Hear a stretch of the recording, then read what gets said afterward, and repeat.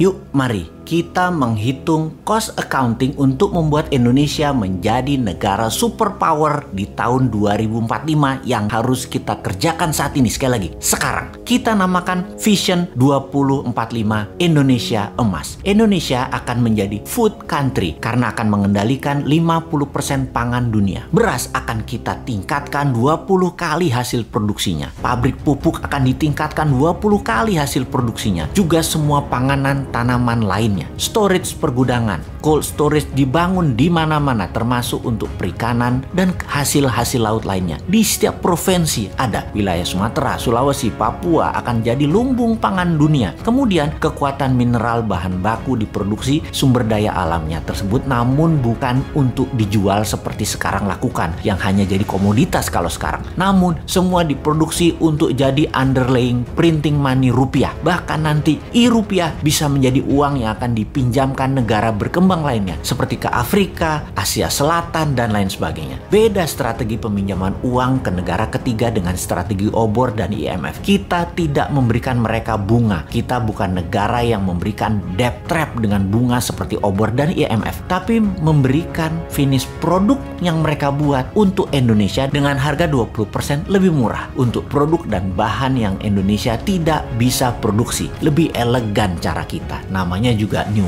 Mind. Lalu kita akan menguatkan kekuatan armada perang kita dengan 4 angkatan perang dengan kekuatan laut didahulukan. Armada laut dan transportasi laut Indonesia akan menjadi terkuat di dunia karena akan membangun kapal mulai dari kapal nelayan hingga kapal kargo, mother vessel hingga kapal perang. Kita akan kembalikan kekuatan kerajaan Sriwijaya dan Majapahit. Ditambah mata elang kekuatan pesawat udara jarak pendek di mana Indonesia akan memproduksi pesawatnya Pak Habibie. Lalu kekuatan Space Army dengan satelitnya ada di mana-mana. Lalu kita akan membangun infrastruktur jalanan, rel kereta api, pelabuhan kapal laut, terminal bus, dan truk kargo untuk mobilisasi produk dan manusia termasuk memproduksi kendaraannya. Lokal kontennya harus mendekati 100% semua proyek ini. Dan ada sebuah hal yang penting lagi, yaitu membangun 10 juta unit rumah yang semuanya nanti dicicil tanpa bunga kepada setiap peminat atau penghuninya. Dengan adanya 5G bahkan 6G, maka gerakan urbanisasi desa ke kota tidak diperlukan lagi. Orang malah banyak tinggal di desa, tinggal di daerah karena semua sarana terkoneksi dengan biaya telekomunikasi gratis. Untuk kesehatan bagaimana? Selain membangun sistem kesehatan yang masif seperti rumah sakit, puskesmas, posyandu yang gratis, maka menyiapkan sarana sehat menjadi wajib. Bukan hanya penyembuhan, imunitas ditinggikan warganya dengan vitamin, dengan juga dibangun banyak sarana olahraga publik. Taman kota dibangun kompetisi hampir di semua cabang olahraga modern sampai tradisional. Di semua wilayah di setiap minggu ada kompetisi, juga ada pameran kebudayaan. Setiap minggu kegiatan keluarga akan penuh dengan kegiatan yang sehat dan kompetisi olahraga serta budaya yang semarak di mana-mana karena semua sarana gratis dan banyak. Untuk itu semua Indonesia memerlukan energi, dan energi listrik yang terbaik di Indonesia adalah energi bertenaga thorium, tenaga matahari, dan tenaga angin. Di mana listrik awal ini bisa menjadi sarana mencharge baterai untuk setiap kendaraan di Indonesia. Mobil listrik, motor listrik, bis listrik, truk listrik, kapal laut listrik, dan lain sebagainya.